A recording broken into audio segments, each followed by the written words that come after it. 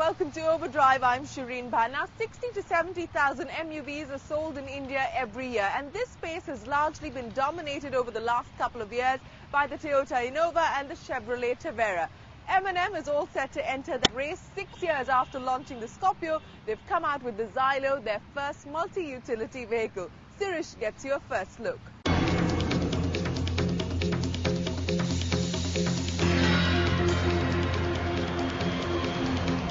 Now, if you've got a keen eye for cars and are a regular on the Mumbai-Pune expressway, you might have seen this car going as fast as it possibly can, camouflage fluttering around in the wind.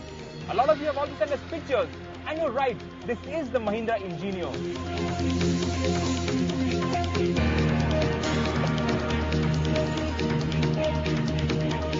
Except it's not called the Xylo anymore, it's called the Xylo, and we've finally taken off its covers.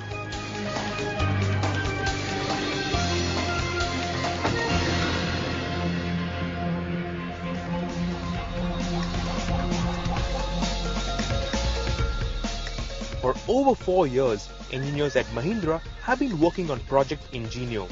Over 100 prototypes have been built and over 1 million kilometers have been clocked in testing, not just in India, but even as far as Sweden, Australia and even South Africa.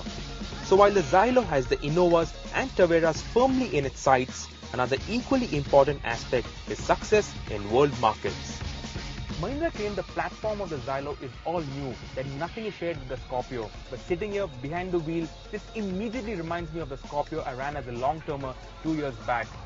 Everything had the same weighty feel. The steering is a little heavy, you need little effort to move the gears, but otherwise it feels better than the Scorpio.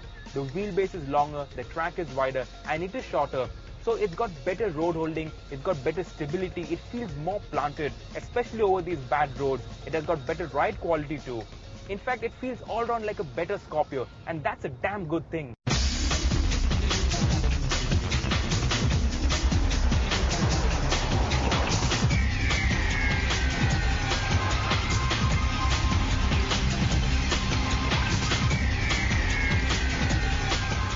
It might be branded M Eagle, but this is the same CRD unit from the Scorpio. It's a 2.5-litre Commonwealth diesel that makes 112 horsepower and 240 Newton meters of torque. Of course, we would have preferred the more powerful M-Hawk engine, which is crucially 80 kilos lighter than this engine. But for most applications, this torquey engine is quite enough.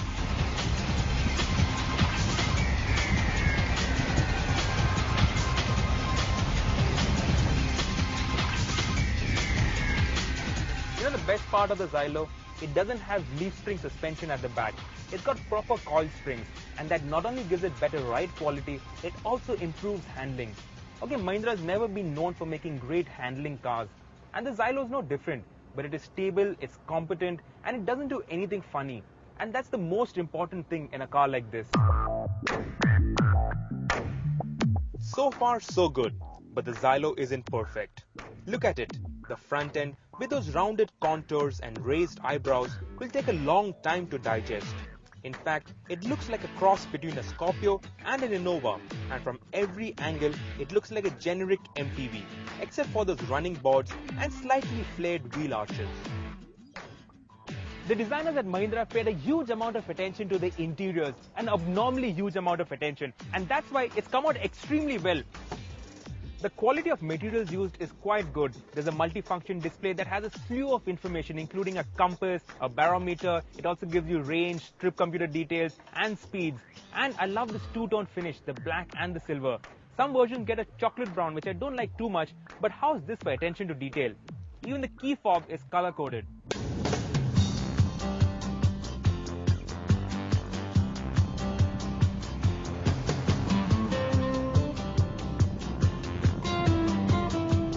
At the start of the Xylo project, the first thing that was finalized were the interior dimensions, and that makes the Xylo a very comfortable car. These second row captain seats are extremely comfortable, and even at the back, 3 people can travel comfortably. The Xylo is sorted, no question about it. But its biggest trump card is its brilliant pricing. The base version that gets power steering, power windows, central locking and air conditioning costs 6.2 lakhs ex-showroom in Delhi, while the fully loaded version goes up to 7.7 lakhs. and this is fabulous value for money, especially when compared to the Innova, whose equivalent version costs almost $1.5 lakh more.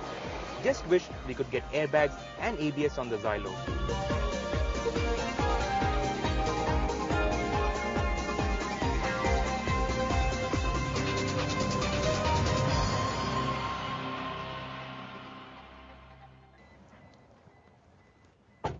I'm not sugarcoating this in the least, but honestly, Mahindra have done a fabulous job with the Xylo.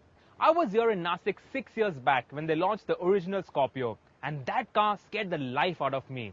But Mahindra, they have learned from their mistakes, and with the Xylo, they have made no mistakes. This is a car that rides, it handles decently, has got a good engine, and has got very good interiors. In fact, the only reservation I have is with the styling. But then again, that's for you to decide. Well, the final verdict can only be reached when you pit the Xylo against the Innova. And we'll have that on the show very soon.